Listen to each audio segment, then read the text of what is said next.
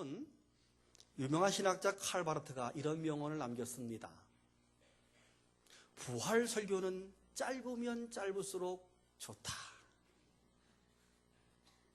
왜냐하면 예수님의 부활은 설명이 필요 없는 너무도 분명한 역사적인 사건 그리고 역사적인 사실이기 때문이다.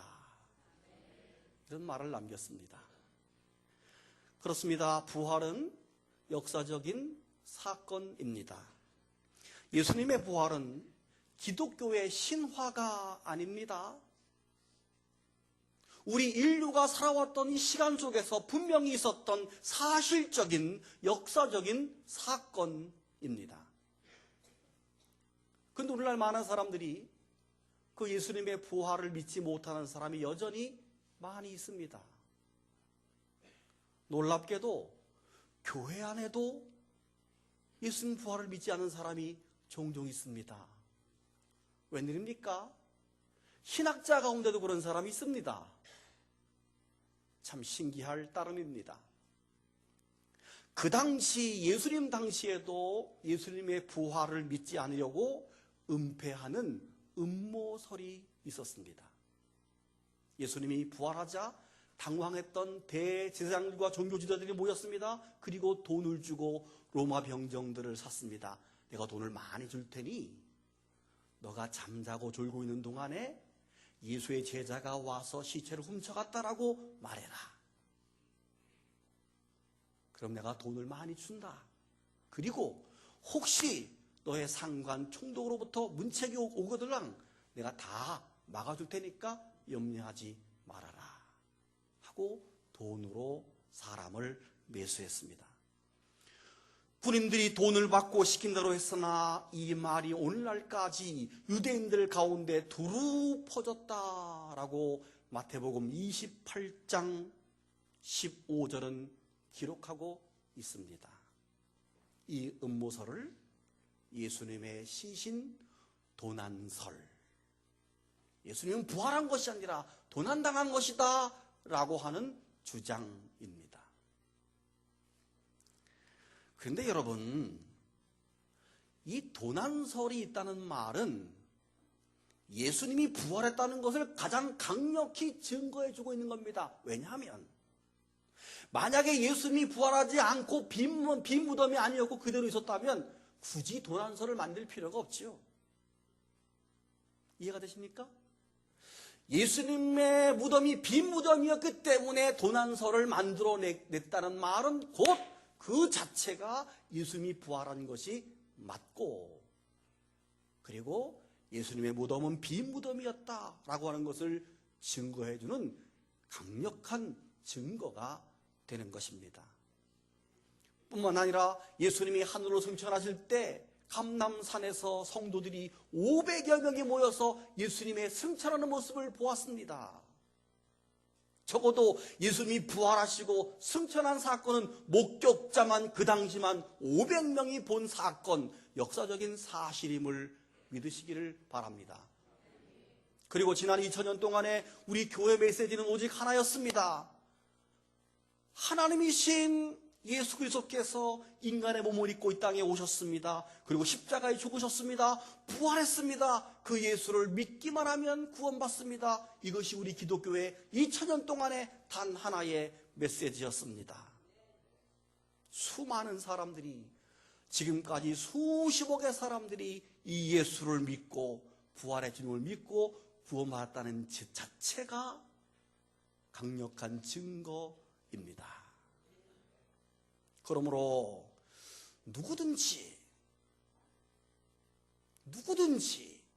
예수의 부활을 믿어야 합니다. 사실 부활의 사건을 다루었던 사복음서를 가만히 연구해 보게 되면 제자들이나 모든 사람들이 대부분 그 부활을 믿지 아니하고 굉장히 의심하는 그런 모습으로 반응하는 것을 우리가 보게 됩니다. 오늘 성경 본문에서도 여인들이 예수님의 부활을 확인하려고 무덤에 찾아가는 것이 아니었습니다. 그냥 예수님의 시신에 향유를 발려드릴 수 있을까? 이런 기대를 가지고 그 무덤에 갔습니다. 그런데 빈 무덤이었습니다. 깜짝 놀랐습니다. 그들의 반응은 사실은 반신반의, 어안이 벙벙. 정말일까? 이런 상태가 바로 그들의 반응이었습니다. 그런 그들에게 예수님이 부활했다고 말씀했던 천사들이 강력히 두 가지를 명령하는데, 하나가 뭐냐면 와서 봐라 입니다. 오늘 6절을 보시게 되면 그가 여기 계시지 않고 그가 말씀하시던 대로 살아나셨느니라. 와서 그가 누우셨던 것을 보라. 아멘. 예수님이 부활했다는 사실을 와서 보고 확인하고 믿으라, 이 말입니다. 여러분, 부활의 소식을 들었던 도마도 그랬지 않습니까? 내가 그의 손의 못자국을 보며 내 손가락을 그 못자국에 넣으며 내 손을 그 옆구리에 넣어보지 않고는 믿지 아니하겠노라. 여드레 후에 주님께서 다시 나타나셨습니다. 도마야, 너의 손가락을 이리 내밀어 내 손을 보고 내 손을 내밀어서 내 옆구리에 넣어보라. 그리하고 믿음이 없는 자가 되지 말고 믿는 자가 되라. 도마가 팍 꼬꾸러지면서 당신은 나의 주님이십니다. 당신은 하나님이십니다. 그러므로 사랑하는 여러분, 오늘 우리는 부활의 주님을 만나고 이 예수님이 사실적으로 부활했다는 사실을 믿으시기를 바랍니다. 왜냐하면 이 믿음으로 구원받기 때문에 그렇습니다. 이 믿음으로 우리는 영생을 얻기 때문에 그렇습니다. 그리고 우리는 그 부활을 전해야 합니다. 예수님의 부활의 소식을 전해준 천사는 여인들에게 두 번째 명령을 합니다. 빨리 가서 전해라 하는 명령입니다.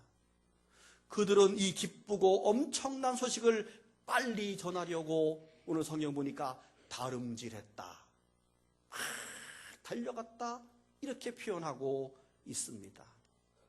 여러분, 만약에 제가 예수님이라면 뭐 그럴 일도 없겠지만, 만약 제가 부활한 예수님이었다면 저는 제일 먼저 제자들을 만나지 않았습니다.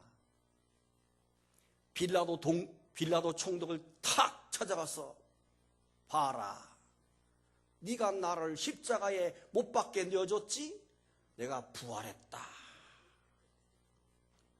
얼마나 아마 빌라도 총독이 기절 초풍했을 겁니다. 그리고 얼마나 통쾌합니까? 그리고 두 번째로 대제사장과 종교 지도자들을 찾아가서, 너희가 나를 십자가에 못 박았지? 내가 부활했노라. 얼마나 시원하겠습니까? 내 얼굴에 침 맺은 사람 다 찾아갔을 겁니다. 그런데 예수님은 그렇게 하지 않았습니다. 그냥 조용히 제자들에게 찾아왔습니다. 그리고 믿으라고 그랬습니다. 왜요? 예수님은 복수에 관심이 있는 것이 아니었기 때문입니다. 예수님은 사랑에 관심이 있었고 예수님은 구원에 관심이 있었기 때문에 제자들을 찾아와서 믿어라, 그리고 전해라, 이 말씀을 하신 것입니다. 그래서 초대교회 성도들은 예수님의 부활을 믿었다는 것으로 끝나지 아니하고 그들은 그때부터 전하기 시작했던 것입니다. 베드로의 첫 설교는 부활의 증거였습니다. 너희가 십자가에 못 박은 예수님을 하나님이 살리셨도다. 나무 위에 달려 돌아가신 예수 그리스도가 사망에서 부활하셨도다. 우리는 이 일을 믿는다. 우리는 이 일의 증인이노라. 베드로의 고백입니다. 그래서 부활의 주님을 만났던 사도들은 모두가 다 이제부터 생명을 걸고 주님의 증인, 부활의 증인이 되기 시작했습니다. 사도행전 4장 20절을 보면 그들이 이렇게 말합니다. 우리는 보고 들은 것을 말하지 않을 수 없다. 우리는 보고 들은 것을 말하지 않을 수 없다. 그리고 스데반은 돌을 맞아 죽으면서도 환히 웃으면서 예수님처럼 주여 저들을 용서하소서.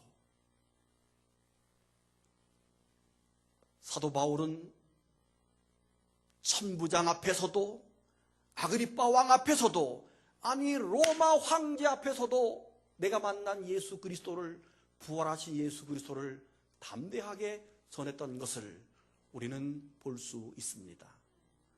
사랑하는 성도 여러분, 왜 우리가 부활의 증인이 되어야 합니까? 간단합니다. 부활의 소식, 부활의 복음만이 우리 인생의 해답이기 때문에 그렇습니다. 부활의 예수 그리스도는 우리 인생의 해답입니다.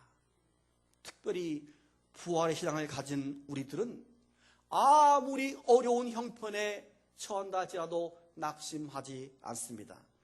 무덤 같은 환경 속에서도 사망 권세를 이기신 주님이 우리 가운데 있기 때문에 그렇습니다. 때때로 우리의 삶이 낙심되고 절망되고 어려울지라도 부활의 주님이 우리 마음속에 있음을, 내 옆에 있음을 믿으시기를 바랍니다. 그래서 우리는 소생할 수가 있으며 다시 일어설 수 있는 믿음이 우리에게 있기 때문에 그렇습니다. 사랑하는 여러분, 예수님은 부활하셨습니다. 그리고 지금도 살아 계십니다. 지금도 우리와 함께 계심을 믿으시기를 바랍니다. 이제부터 그 부활의 주님을 믿고 담대히 증거하는 삶을 사는 여러분들 되시기를 주님의 이름으로 축복합니다.